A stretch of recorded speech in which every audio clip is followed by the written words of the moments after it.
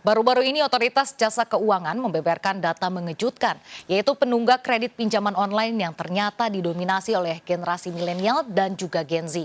Tak hanya pinjaman online, kalangan usia 20 hingga 30 tahun juga mendominasi kredit macet pay later di aplikasi belanja online.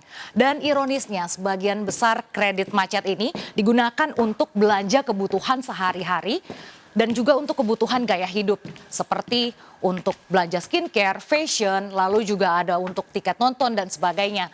Lalu sebenarnya apa yang membuat anak-anak muda ini mudah berutang namun tidak mampu bayar? Mari kita ulas dalam infografik milenial, Gen Z dan jerat hutang berikut ini. Menurut data Otoritas Jasa Keuangan atau OJK, nilai kredit macet pinjaman online per Juni 2023 ini mencapai 1,73 triliun rupiah atau 3,2% dari total pinjaman online sebesar 52,7 triliun. Dan yang mengejutkan, penunggak pinjol ini ternyata didominasi oleh Gen Z dan juga milenial, yaitu kelompok usia 19 hingga 34 tahun. Mereka menyumbang gagal bayar hingga 763 miliar atau 44%. Disusul kelompok peminjam usia 35 hingga 54 tahun dengan total kredit macet 31%. Bahkan ada kelompok usia di bawah 19 tahun yang menyumbang kredit macet pinjaman online senilai 1,44 miliar rupiah. Tidak hanya di pinjaman online, generasi milenial dan juga Gen Z juga ternyata banyak hutang di pay later aplikasi tunda bayar di situs belanja online.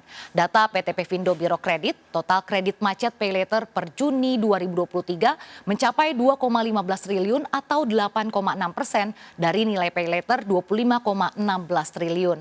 Ini artinya kredit macet pay later jauh di atas batas aman 5%. Dan lagi-lagi, rentang usia 20 hingga 30 tahun menyumbang kredit macet pay later paling besar, yaitu mencapai 47,78%.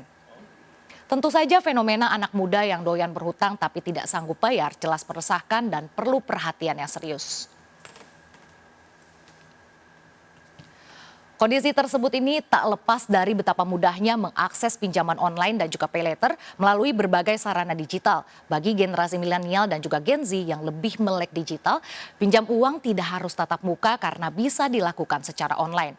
Syaratnya pun mudah, asal sudah berusia 18 tahun, lalu punya KTP, meski tidak punya penghasilan tetap bisa membuka akun pinjaman online dan juga pay later.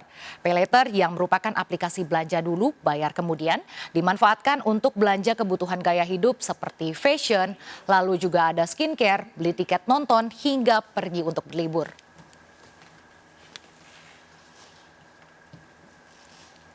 Perilaku konsumtif tersebut sayangnya kerap tak dibarengi dengan kemampuan untuk mengatur keuangan. Padahal jika sudah gagal bayar alias punya riwayat kredit macet, setumpuk masalah siap-siap harus dihadapi. Pasalnya tunggakan pay later saat ini sudah tercatat dalam Sistem Informasi Layanan Keuangan atau SLIK yang dulunya bernama BI Checking. Begitu pula dengan riwayat pinjaman online yang sebentar lagi akan tercatat dalam SLIK. Nah, jika sudah dapat label merah di SLIK, pemilik kredit macet nantinya sulit untuk mengajukan kredit pemilikan rumah atau KPR, sulit untuk melamar kerja, dan juga sulit untuk mendapatkan beasiswa. Kenapa? Karena beberapa perusahaan saat ini mulai menerapkan penelusuran SLIK para calon pelamar kerja dan juga penerima beasiswa. Nah, tidak main-main kan akibatnya kalau kita sampai punya label merah di SLIK. Agar tidak punya catatan buruk, maka Anda harus tepat waktu membayar cicilan pay later maupun pinjaman online. Pastikan punya kemampuan bayar dengan membatasi total cicilan kredit tidak lebih dari 30% pendapatan bulanan.